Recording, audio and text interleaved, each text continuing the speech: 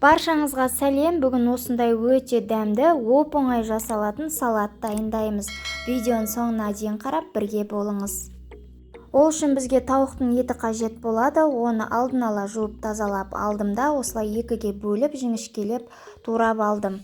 Және де Maggi на второе қағазын алыңыздар. Өте ыңғайлы, осындай даже Цезарь салатын жасағанда да осыны қолдандым. Осылай тауықтың етін пісіріп алдым. Қағазында специялары арнайы салынған, ешқандай тұздамайсыздар. Осылай салып, сковородкаде майсыз қуырып алатын боласыздар. Теп-тез пісіп шығады.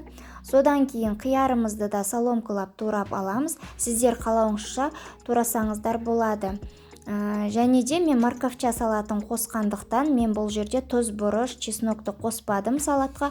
Ал сіздер морковьті тек теркіден өткізсеңіз, ол кезде тұз, бұрышын, чесногын дәміне қарай салыңыздар. Етінде ыңғайына қарай осылай турап алдым, сопақша етіп.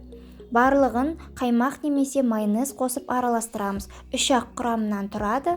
Араластырамыз, өте дәмді болып шығады. Жолдасымның көңілінен әсіресе шықты, оған қатты ұнап қалды. Бұл салат қою тамақтармен үйлесімін табады. Сіздер де жасап көріңіздер. Ас болсын. Назарларыңызға рахмет. Қош сау болыңыздар.